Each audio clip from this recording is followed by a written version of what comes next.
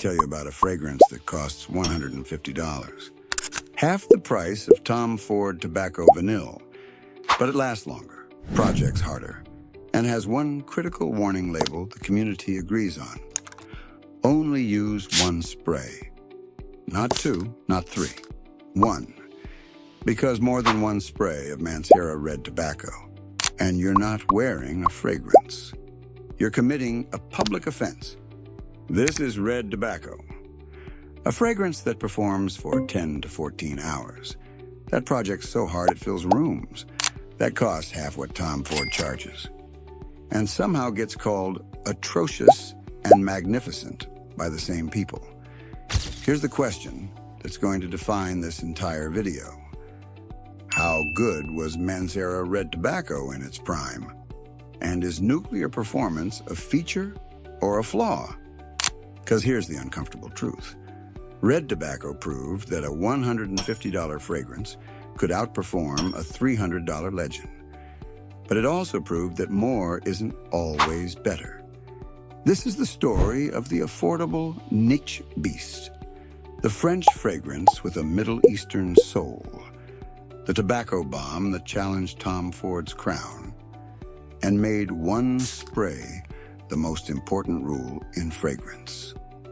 Today, we're uncovering what happens when performance becomes excessive, when value becomes overwhelming, when a fragrance is simultaneously a masterpiece and a warning. Let's begin. Let's talk about the fragrance market in 2017. Because to understand Red Tobacco, you need to understand the gap it filled.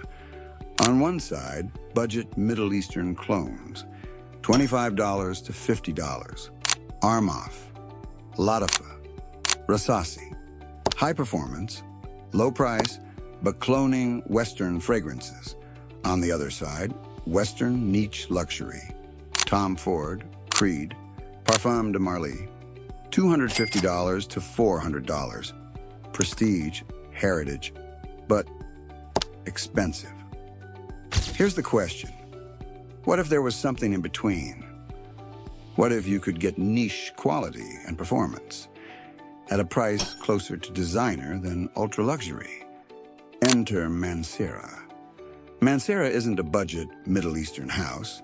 It's a French niche brand, founded in 2008 by Pierre Montal. Yes, the same Montal who created the Montal line, made in France, using French perfumery techniques, but with a Middle Eastern soul, heavy use of oud, amber, spices, and most importantly, nuclear performance. Mancera's philosophy was simple. Combine French quality with Middle Eastern power, price it at $100 to $200. Create the affordable niche category. And in 2017, they released their defining fragrance, Red Tobacco. Let's talk about what Red Tobacco smells like, because this is where the legend and the controversy begins. The opening, saffron, cinnamon, nutmeg, fire spices. Not subtle, not refined, aggressive. And then green apple, white pear, a tart, almost sharp fruitiness that cuts through the spice. And underneath it all, oud, medicinal, smoky, almost antiseptic. This opening is what the community calls atrocious. Harsh, synthetic, screechy, the kind of opening that makes you question your purchase. But if you wait, if you give it 15, 20, maybe 30 minutes, the opening fades and the heart emerges. Patchouli, jasmine, earthy, sweet floral, grounding, and then the base. This is where Red Tobacco becomes legendary. Tobacco. Not dry, not ashy, rich, moist, honey-cured pipe tobacco, blended with Madagascar vanilla, amber, sandalwood, guaiac wood, vetiver, sweet but smoky, warm but woody. The kind of tobacco that smells like luxury, like sitting in a leather chair in a private library, like power. And the performance? 10 to 14 hours. Some claim 16. room filling projection for 3 to 4 hours. With one spray. This is what beast mode means. This is what nuclear performance looks like. And at $150? This was revolutionary.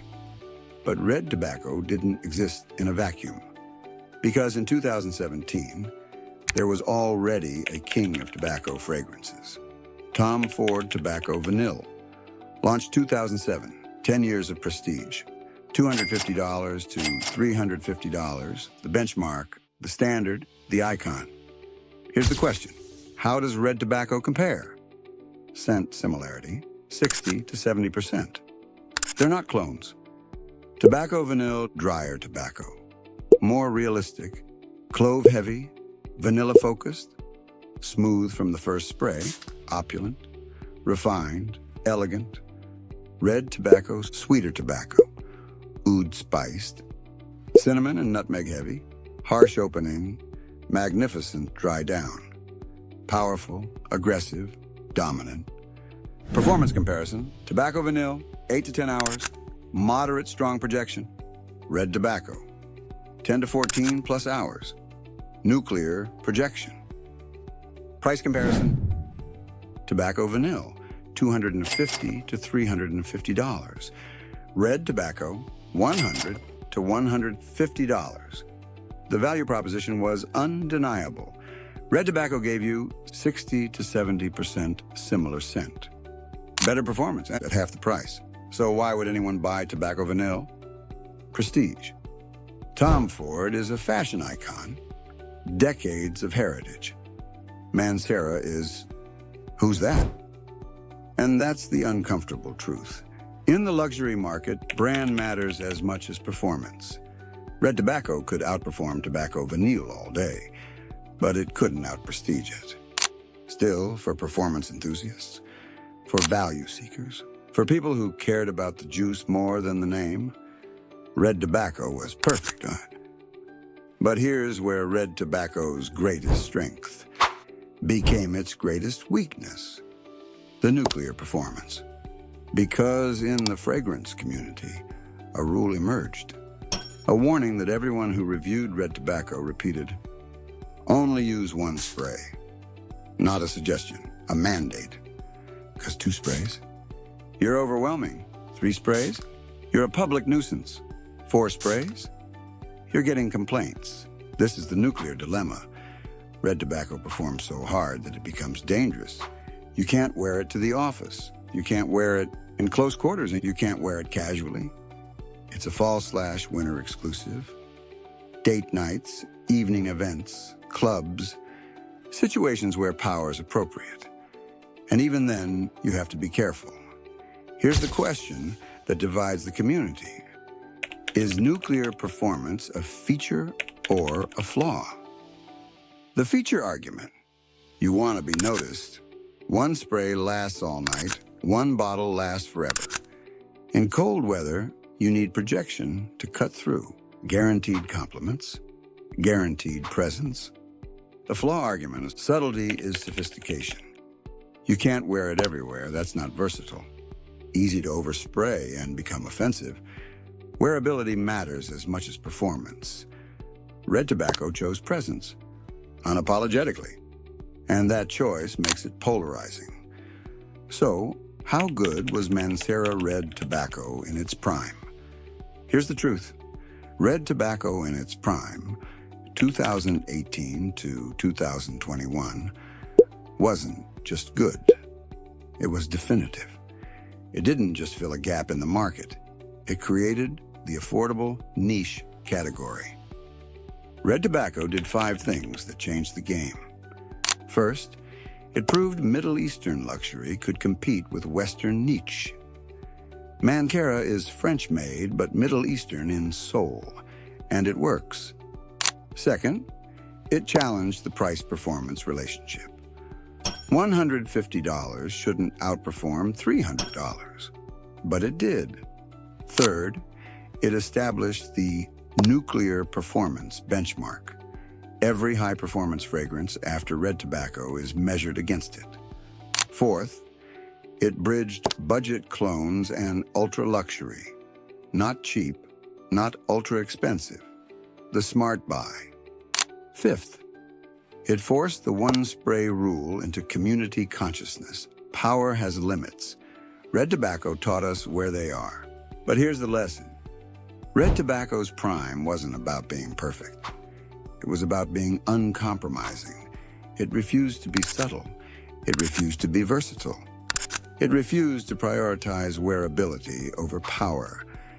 And that uncompromising nature is both why people love it and why people warn about it. Because Red Tobacco isn't for everyone. It's for people who want presence, who value performance over prestige, who can handle the atrocious opening because they know the dry down is magnificent. It's not a fragrance you wear casually. It's a fragrance you deploy. And in 2025, it's still one of Mancera's best sellers, still recommended as the affordable niche beast. Still dividing the community between those who love the nuclear power and those who think it's too much. But that's the point. Red Tobacco was never trying to please everyone. It was trying to dominate.